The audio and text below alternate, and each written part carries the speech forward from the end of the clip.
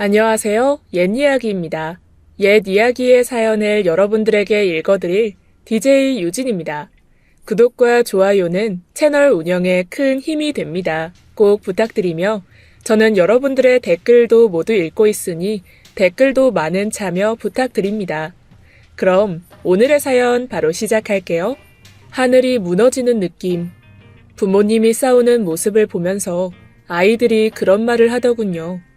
자신의 세상이 무너지는 느낌이었다고 말입니다. 저 역시 그랬어요. 울고 있는 어머니와 소리를 지르던 아버지의 모습을 보면서 양손으로 귀를 틀어막고 이불 속에 숨어 있었죠. 어른들은 도대체 왜 저렇게 싸우는 걸까? 늘 의문을 품었습니다. 친구들과 싸울 때는 늘 화해를 하라며 손을 끌어당기고 미안해 친구야 라고 말하게 하면서 왜 자신들은 그 누구도 미안하다는 말을 먼저 하지 않는 걸까? 왜 아무도 서로의 손을 잡지 않을까? 아무리 어렸어도 아버지가 잘못했다는 걸 모르지 않았어요. 그건 동네 사람들 누구나 아는 사실이었죠. 저희 아버지는 동네에서 괴팍하기로 유명했습니다. 누구에게나 불친절하고 아무에게나 막말을 쏟아내는 이상한 사람. 그게 저희 아버지였죠. 아버진 모든 게 불편한 사람이었어요.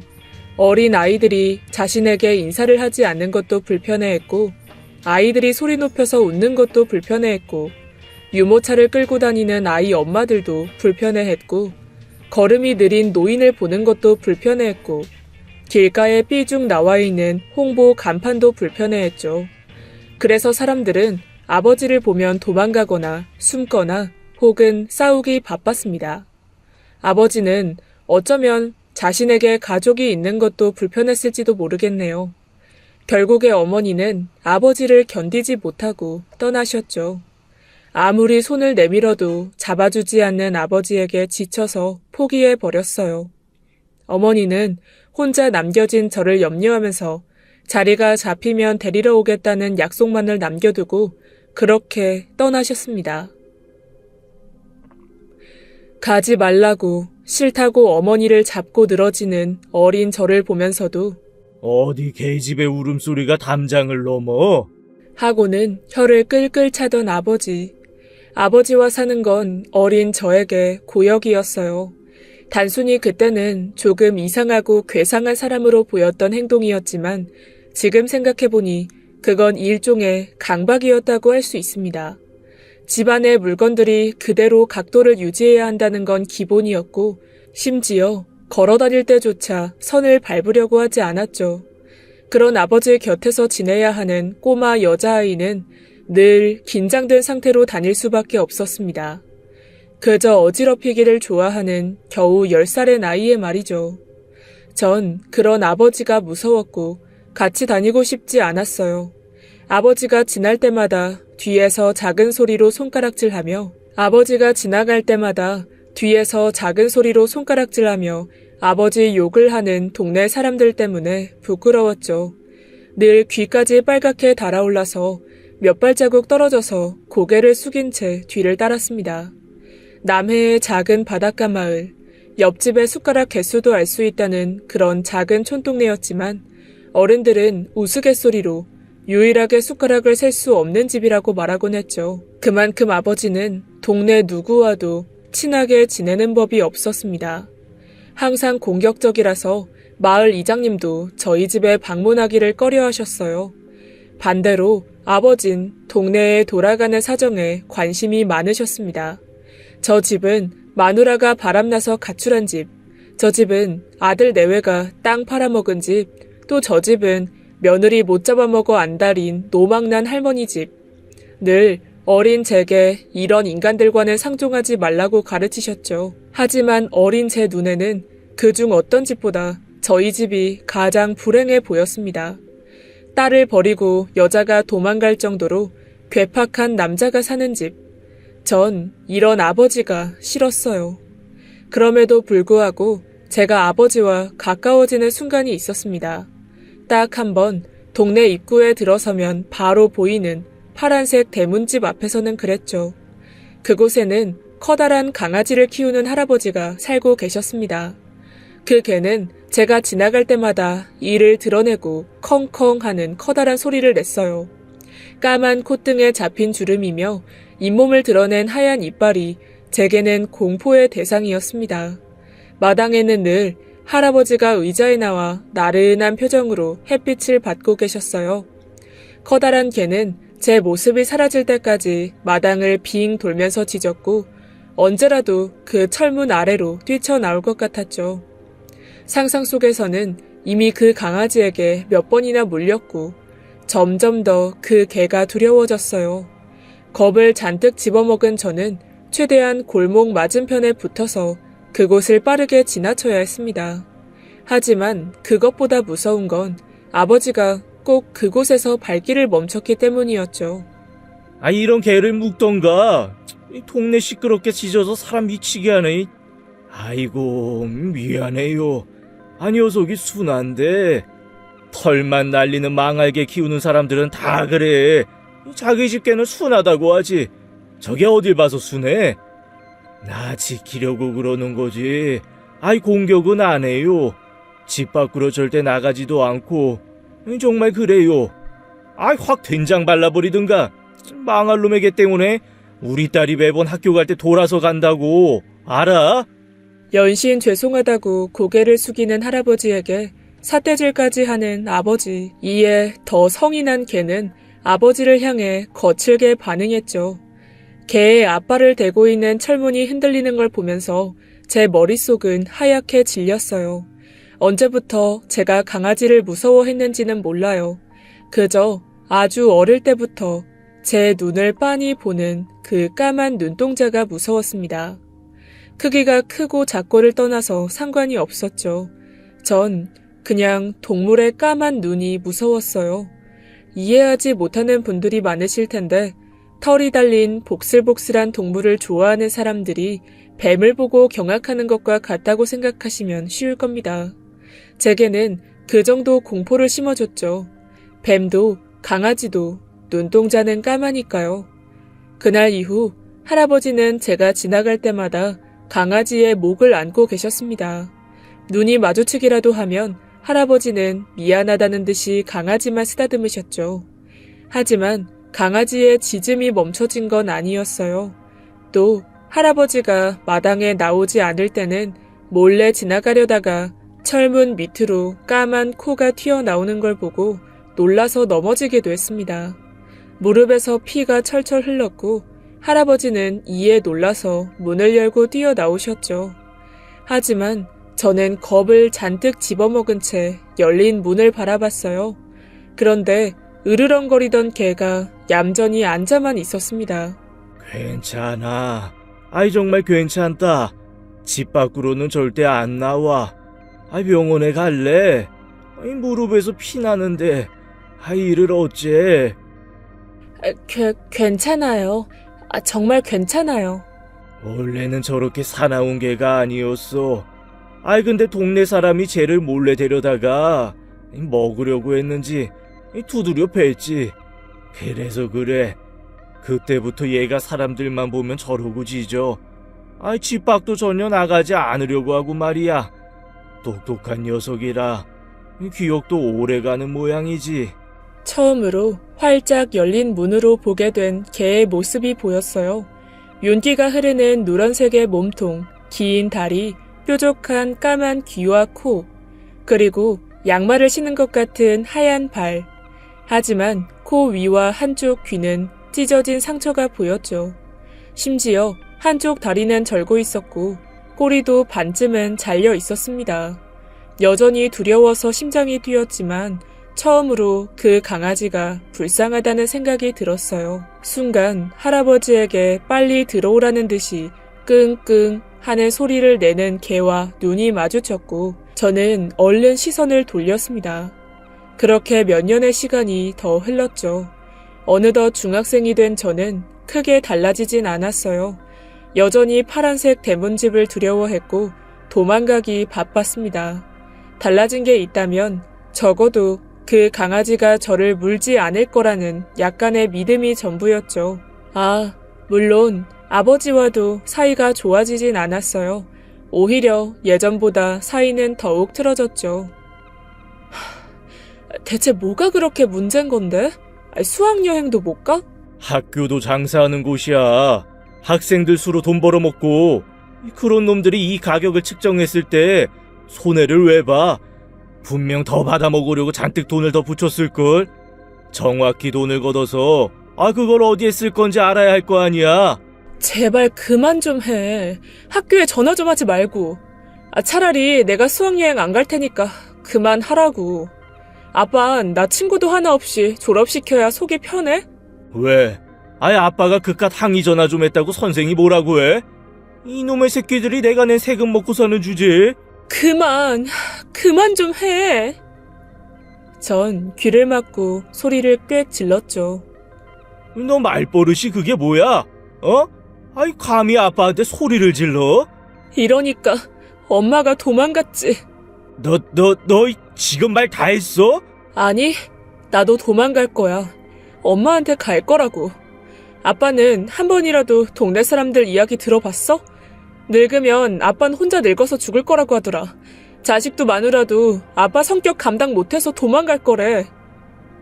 저는 이를 악물고 공격적으로 대꾸했고 순간 아버지는 제 뺨을 때렸죠.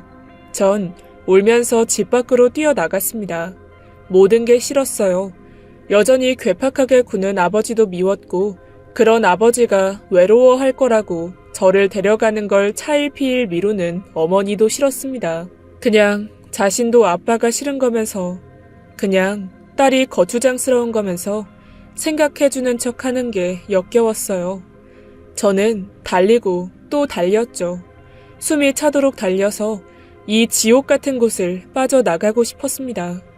매일 아침마다 정리하고 청소하고 검사를 받아야 하는 집이 싫었어요. 하지만 집을 나가도 갈 곳이 없었죠. 제게는 그 흔한 친구도 없었습니다. 내성적이고 소심한 성격 탓에 저는 단순히 공부를 잘하는 아이일 뿐이었어요. 제가 누구더라? 이름이 뭐지? 그 7반에 공부 잘하는 하고는 저를 부르려고 해도 금방 이름이 떠오르지 않는 그런 존재였죠.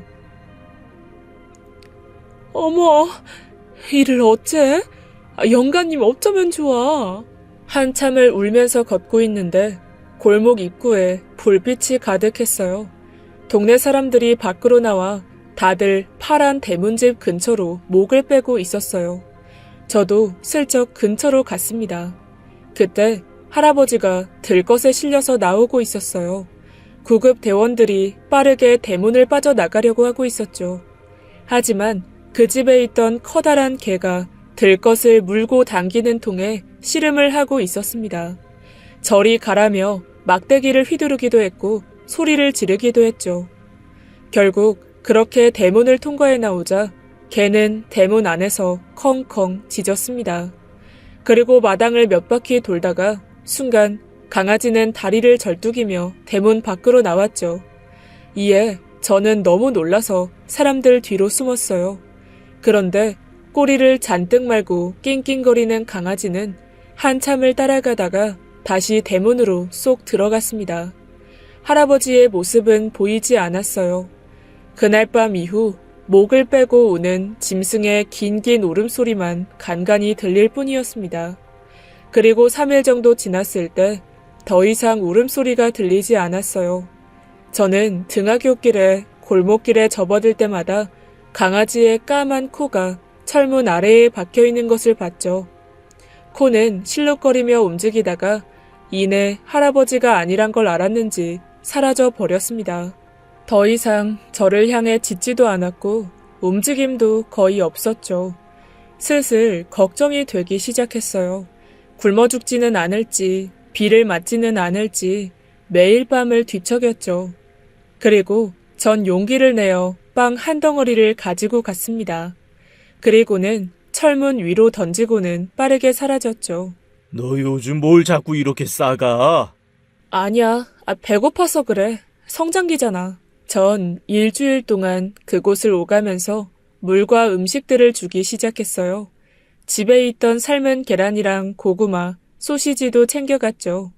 저희 집에서 쓰던 이 빠진 납작한 그릇을 철문 아래로 넣어주는데 진땀을 빼야 했죠.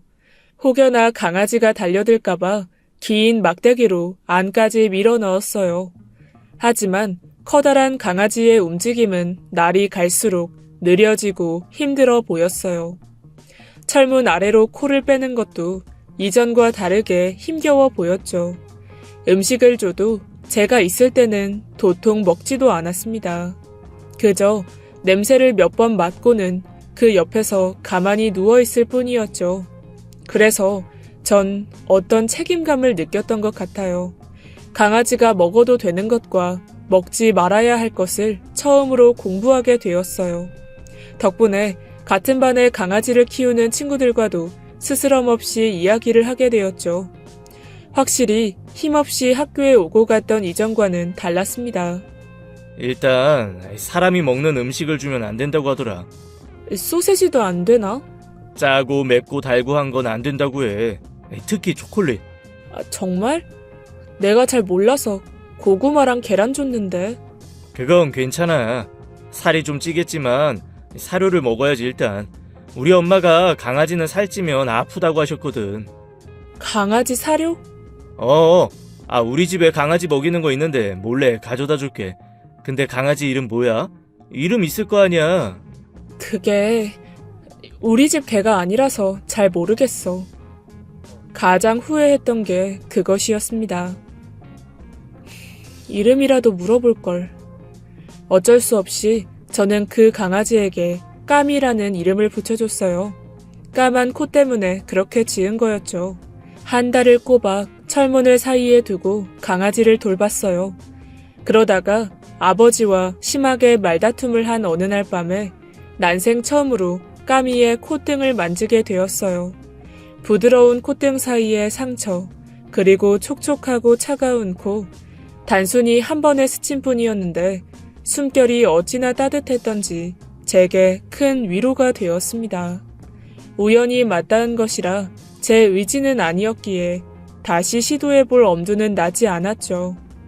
그리고 며칠이 더 지난 어느 주말 오후, 까마, 소세지 먹어야지. 평소 같으면 까만 코를 철문 아래로 내밀었을 텐데 아무런 기척이 없더라고요. 전 너무 놀라서 까치발을 들고 안을 보려고 했죠. 그런데 집안에 강아지가 보이지 않았어요. 순간 머릿속을 스치는 불길한 예감과 할아버지의 이야기가 떠올랐습니다. 동네 사람들이 까미를 잡아먹으려고 했다는 그 이야기가 심장이 쿵 하고 아래로 곤두박질 쳤죠. 전 앞뒤 생각하지 않고 문을 열고 안으로 들어갔어요. 사람의 손길이 없다는 것이 느껴질 정도로 곳곳에는 강아지 똥이 널려 있었죠. 그리고 할아버지가 늘 앉아있던 의자만 넘어진 채로 중앙에 덩그러니 있었습니다. 그 당시에 급박했던 상황을 보여주듯이 할아버지의 신발 한쪽과 활짝 열린 방문이 보였죠. 온 몸에 피가 빠져나가는 느낌이 들었습니다. 어쩌지? 어쩌면 좋지? 머릿속은 온갖 끔찍한 상상들이 자리를 잡았어요. 서둘러 밖으로 나가서 찾아보려고 몸을 돌렸죠. 그런데 그때 까만 코가 실룩거리며 열린 방문 사이로 불쑥 빠져나왔습니다. 놀라기도 하고 기쁘기도 했지만 이보다 무서운 마음이 앞서서 저는 몸을 돌려 나가려고 했죠. 그런데 그만 쓰러져 있던 의자에 걸려 넘어지고 말았습니다. 정신을 차리지 못하고 버둥거리며 몸을 일으켰는데 그때 손에 잡힌 건 강아지의 등이었어요. 전 입을 반쯤 벌린 채 지금의 상황을 파악하려고 애썼습니다. 강아지는, 아니 까미는 제 곁에 가만히 서 있었어요. 고개를 갸웃하고는 귀를 파닥거렸죠. 까맣고 반짝이는 두 눈은 저를 응시하고 있었고 길게 나온 혀, 입에서는 따뜻한 숨결이 느껴졌습니다. 그만큼 너무나 가까운 거리였어요. 저는 눈을 질끈 감았습니다. 그러자 강아지가 제 쪽으로 등을 대고 돌려 앉더군요. 얼마나 지났을까? 슬쩍 눈을 뜬 저는 강아지를 가까이서 처음 보게 되었습니다. 확실히 이전과는 달랐어요. 할아버지가 계셨을 때 흐르던 윤기 있는 털은 듬성듬성했고 몸은 갈비뼈가 드러날 정도로 바짝 말라 있었죠. 뭔가에 홀린 것처럼 저는 떨리는 손으로 강아지의 등에 가져다 댔습니다. 갑자기 알 수 없는 용기가 난 건 아니었어요. 단지 그렇게 해야 할 것 같았습니다. 너무나 외로워 보였거든요. 그때 당시의 제 모습처럼 말입니다. 움찔거림, 숨결, 온도, 근육의 움직임까지 저의 손끝에서 느껴지는 모든 것들이 지금까지도 생생하게 기억이 납니다. 그게 우리의 첫 만남이었으니까요. 그날 이후로 저는 똥을 치우고 물도 갈아주며 그 집을 들락거렸습니다. 여전히 저를 보면 자신의 등을 보여주고 돌아앉았죠. 마치 제게 절대로 해치지 않을 테니 안심하라는 듯이 늘 그랬어요. 반년을 그렇게 지냈습니다. 할아버지가 돌아오시면 할아버지가 다시 오실 때까지만 전 그때까지 충직한 강아지를 지켜줄 요량이었죠. 그런데 그해 겨울, 그러니까 중학교 시절의 마지막 겨울방학이었습니다. 어느 날과 다름없이 마당을 치우고 물과 사료를 놓고 나왔죠. 그런데 한참을 낑낑거리던 까미가 철문 밖으로 나왔어요. 그리고 저를 향해 뛰어왔죠. 전 너무 놀라서 뒤로 넘어졌고 녀석이 다가오더니 제 얼굴을 핥았습니다. 전 무의식 중에 녀석의 등을 쓸었는데 부들부들 떨고 있더군요. 눈물이 핑 돌았습니다. 얼마나 큰 용기가 필요했을까 생각했죠.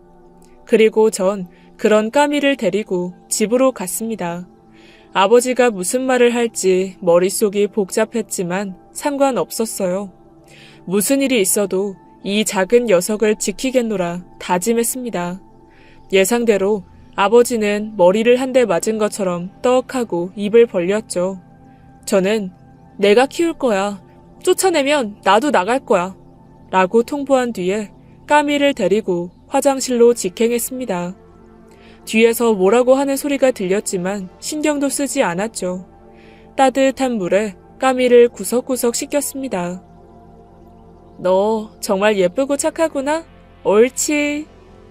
물론 녀석이 물을 좋아하는 것 같진 않았어요. 계속해서 물기를 털어대는 통에 제 몸이 완전히 젖어버렸으니까 말입니다. 그래도 수건으로 말리고 나니 이전의 모습이 약간은 돌아오는 듯 했죠. 듬성듬성 난 털이 여전히 비어 보였지만 윤기는 흐르고 있었거든요. 저는 방학 내내 까미와 이곳저곳을 다녔습니다. 공원도 가고 동네 작은 약수터도 갔죠. 박스를 묶는 빨간 줄로 어설프게 만든 목줄이었지만 상관은 없었어요. 까미는 늘 저를 지키려는 듯 옆에 바짝 붙어서 걸었으니까 말이죠. 아버지는 이런 저와 강아지를 볼 때마다 속사포처럼 잔소리를 쏟아 부었습니다. 똥만 싸는 멍청이라는 둥, 털만 날리는 짐승이라는 둥, 된장을 발라야 한다는 둥, 할아버지에게 했던 말을 제게 똑같이 하셨죠.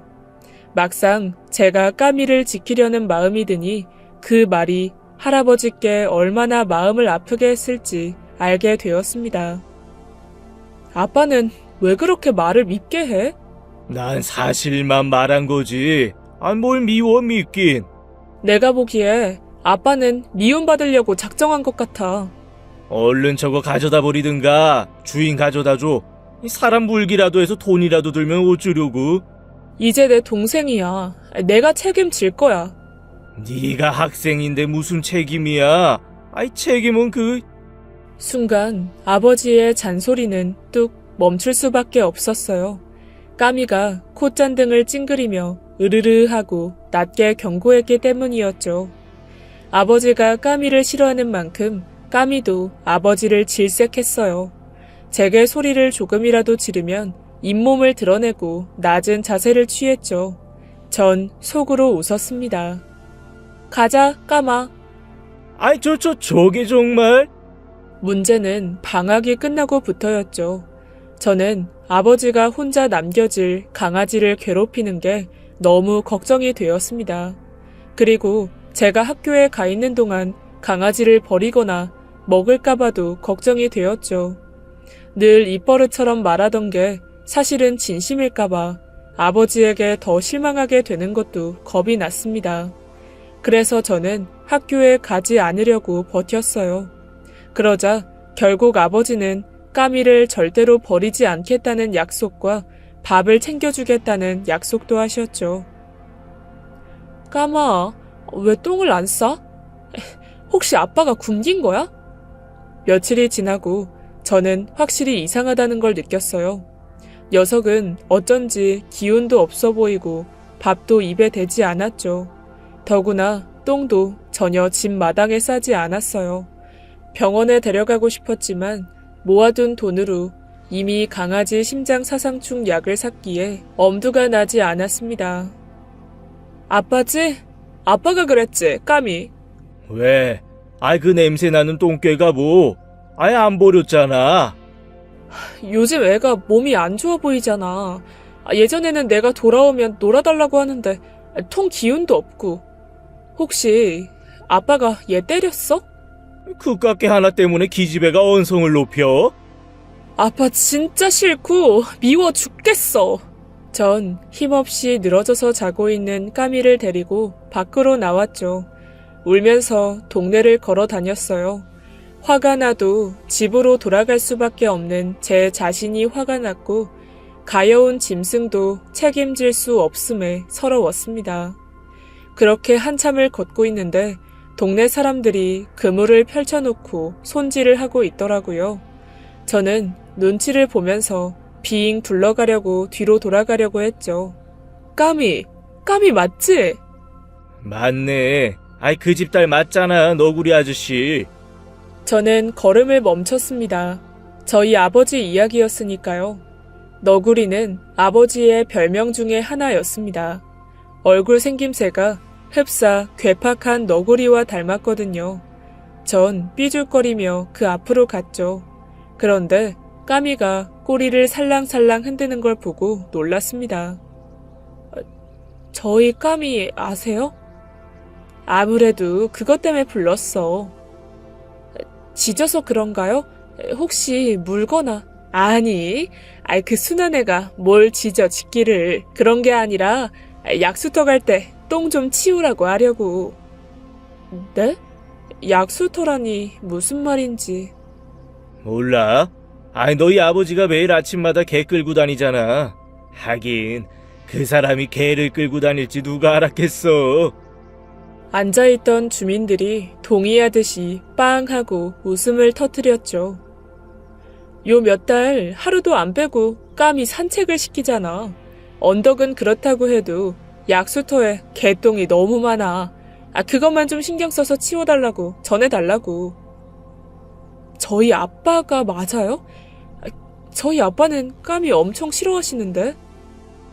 싫어? 아이고, 야 난 그렇게 유난 떠는 거 처음 봐. 뭐 세상에서 제일 똑똑하다면서 자랑을 하던데 무슨. 그러게. 최근에 성격 많이 바뀌었더라고. 그렇게 불같은 양반이 미안하다고 하질 않나. 맞아요.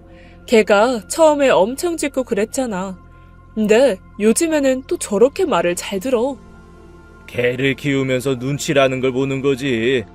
맨날 그렇게 시비만 걸다가 자기가 걸리니까. 이 양반이 애 앞에서 왜 그런 말을 해요? 난 좋은 의미지. 사람이 좀 유해졌어. 뭐 이런. 머리가 멍했습니다. 이야기를 듣고 보니 최근 까미의 행동이 왜 달라졌는지 짐작이 갔죠. 여기저기 아버지와 오래 산책을 하다 보니 부쩍 잠이 늘고 저에게 놀아달라고 보채지 않기 시작한 거였어요. 여기에 아버지와 제가 언성을 높이며 싸울 때 더 이상 아버지를 향해 이를 드러내는 일도 없었죠. 문득 저는 까미의 몸을 만져봤어요. 앙상하게 말라있던 까미의 몸은 어느덧 단단한 근육질로 바뀌어 있었고 다리도 이전보다 덜 저는 것 같더라고요. 심지어 얼룩이 져 있는 것 같은 빠진 털도 모두 자라서 반질반질 윤이 났죠. 그런 거였어? 네가 말을 못해? 아니, 내가 못 알아들으니까 몰랐잖아, 바보야. 저는 까미를 꼭 끌어안았습니다. 그리고 집으로 들어가니 아버지는 까미 집안에 이불을 쑤셔놓고 계셨죠. 전 괜히 미안해서 볼멘 소리로 동네 사람들의 이야기를 전했어요. 그래, 아이 치우면 되지 뭘. 아이 그런 걸 애를 잡고 말해. 아버지는 민망하신지 동네 사람들 욕을 하면서도 헛기침을 하셨어요. 산책은 언제부터 나갔대? 산책은 무슨. 또 똥개가 하도 똥을 싸고 냄새나고. 아이 그래서 밖에서만 싸라고 했지. 딱 하루 그랬는데 애가 좀 영리한지 집에서는 똥을 안 싸서. 제 앞에서는 여전히 까미를 똥개 취급했지만 확실히 아버지는 달라지고 있었죠. 어느 날 돌아와 보니 까미는 목걸이까지 새로 걸고 있더군요. 그리고 동네 주민들에게 소리를 지르는 일도 많이 줄었죠. 무엇보다 저와 아버지가 대화라는 걸 하게 되었습니다. 주로 강아지 이야기가 전부였지만 예전에는 거의 말을 하지 않았기에 엄청난 변화였어요. 아빠, 까미라고 적었잖아. 깜이인데. 아이 똥개가 까미면 어떻고 까미면 어때? 싫지 않았습니다. 아버지의 작은 변화로 인해 저는 약간은 행복해졌죠. 어떤 날은 까미로 인해 함께 웃기도 했습니다. 하지만 사건은 순식간에 벌어졌죠. 갑자기 까미가 붉은 핏기가 있는 똥을 흘리기 시작했습니다. 계속 토하고 기운이 없이 혀를 길게 빼고 늘어졌어요. 전 다급하게 아버지의 차에 태워 시내에 있는 동물병원으로 향했죠. 정신이 하나도 없었고 계속 눈물만 났어요.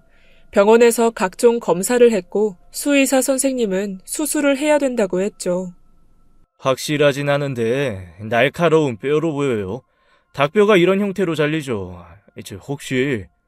네, 아이 닭고기 먹였어요 제가요. 수술 들어가야 해요. 바로요. 혹시 수술비가 얼마 정도 나오나요? 해주세요 선생님. 아이 당장이요. 분명 수술비를 들으면 돈 잡아먹는 똥개라며 한 소리 하실 줄 알았습니다.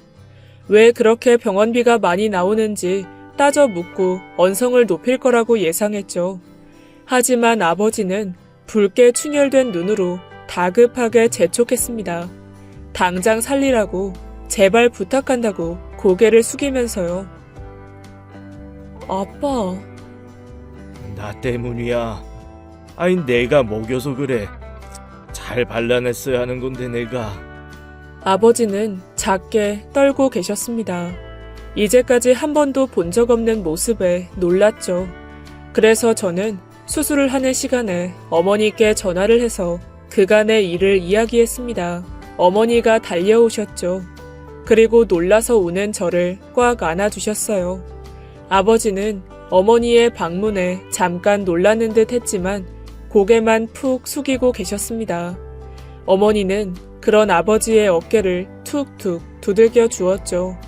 전 그런 아버지를 남겨두고 어머니와 병원 밖에 벤치에 앉았습니다. 너도 너희 아빠도 많이 놀랐겠구나. 그 사람이 개를 키울 줄은 몰랐네. 그러게. 아빠는 강아지 안 좋아하셨으니까. 무슨 소리야? 너희 아빠 강아지 엄청 좋아해. 먹는 거? 너도 참. 아빠가 언제 그런 거 드시든? 그야 그렇긴 하지. 일부러 그러시는 거야. 정 안 주려고. 네가 태어나기도 전에, 아니 우리 결혼하기 전에 저 사람 오래전부터 강아지를 키웠었어. 진짜로? 아빠가 강아지를 키웠다고? 그래, 푸들이었는데 14살인가? 그때 죽었지. 그때 너희 아빠가 얼마나 많이 울었는지 몰라. 나도 그렇고 그 슬픔에 그 강아지가 낳은 새끼를 보러 갔어. 동네 사람들이 달라고 해서 나눠줬거든. 이어지는 어머니의 이야기는 충격적이었어요. 총 3마리의 입양간 강아지 모두가 없었다고 했죠. 잃어버렸다, 다른 사람을 줬다, 죽었다면서 둘러댔지만 그들 모두가 잡아먹었다는 확신을 하게 되었답니다. 그 뒤로 아버지는 온 동네 사람들에게 분풀이를 계속했다고 했죠. 매일 욕하고 시비를 걸었던 그 사람들이 바로 그들이었던 겁니다. 그래서 내가 말했잖아. 나도 힘들어서 이혼했지만 너희 아빠 좋은 사람이라고. 그리고 혼자 있으면 나도 불안해서 그 정도로 여린 사람이라고 말이야. 전 바보처럼 아무것도 몰랐죠. 모두를 불편하게 생각했던 아버지는 가족을 잃은 슬픔을 토해내고 있었다는 걸 말입니다. 다행히 수술이 무사히 끝났고 얼마간의 입원 끝에 까미는 저희 집으로 돌아왔어요. 그리고 그때는 어머니도 함께였습니다. 며칠을 울기만 하는 바보 같은 아버지의 모습에 어머니가 못 이기는 척 돌아오신 거였죠. 너무 행복했어요. 마침내 완벽한 가족처럼 보였습니다. 아버지는 자신이 까미를 좋아한다는 사실을 인정하셨고 그 뒤부터는 제 앞에서도 팔불출 같은 강아지 자랑을 숨기지 않으셨어요. 아니, 내가 선을 안 밟고 가는데 이 녀석이 그런다니까. 거기에 똥도 가리고 오줌도 가리고. 아이, 천재야, 천재. 언제는 된장을 바른다더니 너무 잔인하네. 당신 정말 그런 말을 했어? 아이, 그야. 된장 넣고 푹 끓인 돼지고기 주겠다는 말이지. 이 모든 게 강아지 한 마리로 비롯된 거였습니다. 제가 그 녀석을 봐주지 않았다면 저희 가족은 완전히 등을 돌렸을 테니까 말이죠. 웃음이 끊어지지 않았어요. 그 녀석의 애교를 보는 것만으로도 밤새도록 이야기를 나눌 수 있을 정도였죠. 하지만 그 행복은 그렇게 오래가지 않았습니다. 아침에 일어났을 때 아버지는 깨어나 마당으로 가려던 제 손을 잡고 눈을 가렸어요. 그냥 들어가라고, 보지 말라고 작게 속삭이는 목소리에 제 심장이 빠르게 뛰었죠. 불길함에 저는 손을 내리고 맨발로 마당으로 뛰어나갔습니다. 저는 개 집 앞에 멈춰섰죠. 작은 나무 조각들이 어지럽게 널브러져 있었어요. 까미는 집 바로 옆에 누워 있었습니다. 그 주변에 흩뿌려진 선명한 빨강은 꽃잎이 아니었어요. 눈은 타들어갈 것처럼 아팠고 숨을 쉬는 법도 잊어버린 것처럼 헐떡거렸죠. 순간 아무 소리도 들리지 않았습니다. 정신을 차려보니 저는 까미를 안고 있었어요. 도둑이 들었는지 개장수인지 어쩌면 좋니 어쩌면. 어머니는 발을 동동 구르며 울고 계셨고 아버지도 마당 한쪽에 엎드려 오열하셨습니다. 까미, 왜 그래? 일어나봐. 일어나. 왜 누워있어? 왜 이러는 건데? 병원 가자. 엄마, 아빠, 얼른 가자. 제발 늦었어. 얼른 출발하자. 빨리. 제발. 저는 입을 크게 벌리고 울었습니다. 제 뺨을 몇 번을 때리고 또 때리면서 꾸미기를 간절히 기도했죠. 까만 두 눈으로 저를 보고 있던 까미는 혀를 길게 빼고 숨을 헐떡였습니다. 그리고 반쪽밖에 남지 않는 꼬리를 바닥으로 툭툭툭 쳤죠. 반갑다고 말입니다. 까미는 그 까맣고 예쁜 눈으로 저를 담으려는 듯 한참이나 보다가 눈을 완전히 감았죠. 그렇게 까미는 저희의 곁을 떠나고 말았습니다. 제 소중한 첫 번째 친구이자 나의 동생을 너무나 허무하게 그렇게 보냈어요. 까미는 이전에 아버지가 키웠던 강아지 곁이자 저희의 가족 묘에 묻혔습니다. 그 얼마 뒤에 저희 가족은 그 끔찍한 동네를 완전히 떠났어요. 시간이 흘러 강아지의 까만 눈이 무서워서 벌벌 떨던 소녀였던 저는 이제 어엿한 수의사가 되었습니다. 양쪽 손에 흉터 투성이이지만 제 직업을 또 제 환자인 동물들을 너무나 사랑하고 있어요. 가족을 잃을까 눈물을 흘리며 찾아오는 견주님들 모습 속에서 저의 어린 시절 모습을 떠올리곤 합니다.